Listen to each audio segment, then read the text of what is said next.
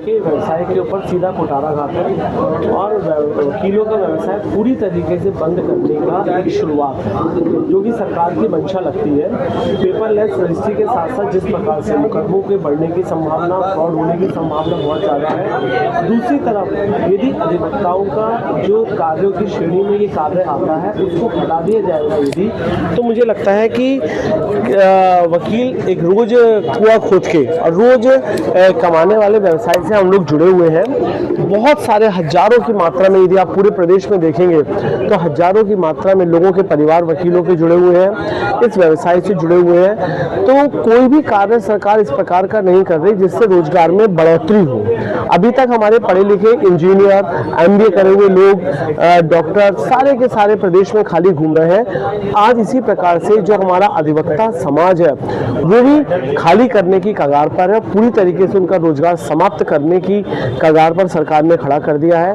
पुरजोर हम लोग इस सब का विरोध करते हैं और सरकार से ये मांग करते हैं कि वकीलों की प्रेजेंस यानी कि वकीलों के हस्तांतरण होने के उपरांत ही कोई भी रजिस्ट्री और कोई भी रजिस्टर्ड जो डॉक्यूमेंट है वो पेश होना चाहिए। यदि पेश नहीं हुआ तो वादकारियों के संग संग जो समस्याएं आएंगी, दोनों लोग एक दूसरे के पूरक हैं, वकील और वादकारी। जिस प्रकार से लोग रजिस्ट्री कराने, वसीयत कराने, बहुत सारे डॉक्यूमेंट जो लीगल डॉक्यूमेंट है, जब व्यक्ति स्वयं उसको पेश करने लगेगा तो लीगलिटी उससे खत्म हो जाएगी। इसलिए हम सब लोगों की मांग है और बराबर हम लोग स्ट्राइक पर हैं कि जब तक सरकार अपना इस बात को UCC में शामिल नहीं करती है कि वकीलों का इंटरफेयर प्रत्येक दस्तावेज में होगा, तब तक हम लोग इस चीज़ के विरोध में हैं। और सरकार को मुझे लगता है बड़ा दिल करके वकीलों की बात को सही मानते हुए और एक सही बात को रखते हुए सरकार को अपना निर्णय वापस लेना चाहिए और वकीलों की जो उपलब्धता है वो प्रत्येक डॉक्यूमेंट में अनिवार्य रूप से निश्चित करनी चाहिए। जब तक हम लोग की मांग पूरी नहीं होगी तो निश्चित रूप से स्ट्राइक है, क्योंकि ये स्ट्राइक केवल अधिवक्ताओं की नहीं बल्कि पूरे समाज की स्ट्राइक है। प्रत्येक व्यक्ति जमीनों के लेन देन से, वसीयत के लेन देन से, मैरिज रजिस्टर्ड कराने के लेन देन से, समस्त जितने भी डॉक्यूमेंट्स रजिस्टर्ड होते हैं उन सबको करने में पूरा समाज इसमें इन्वॉल्व है। इसलिए समाज से भी हम लोग, जनता से भी अपील करते हैं कि सब लोग साथ दें और जो सरकार की तानाशाही नीति है इसके विरोध में हम सब लोग खड़े हो और सरकार अपना निर्णय अतिशीघ्र वापस ले। जो अधिवक्ता है वो पूरे उत्तराखंड में ही जो है हड़ताल पर है और मैं समझता हूं कि जो गवर्नमेंट द्वारा UCC के अंतर्गत मैरिज रजिस्ट्रेशन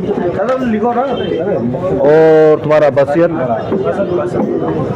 को जो लिया गया है और जो पेपरलेस कार्य करने के लिए गवर्नमेंट जो काम करने जा रही है वो एकदम वकीलों पर एक आघात है, बहुत भयंकर, जिसकी भरपाई नहीं हो सकती। अर्थात वकीलों का रोजगार जो है अपना उनका विधि व्यवसाय एकदम पूर्ण रूप से चौपट हो जाएगा। और यदि ये वापस नहीं लिया गया तो अगर हमें सड़कों पर भी आना पड़ा तो हम सड़कों पर भी उतरने के लिए तैयार हैं। आज हम लोग इस विरोध के 8वें दिन में हैं और हम लोगों का विरोध ये है कि ये जो पेपरलेस रजिस्ट्री हुई है, क्योंकि ये इसमें बहुत टेक्निकलिटीज़ होती हैं और कानून की जानकारी होना भी ज़रूरी है।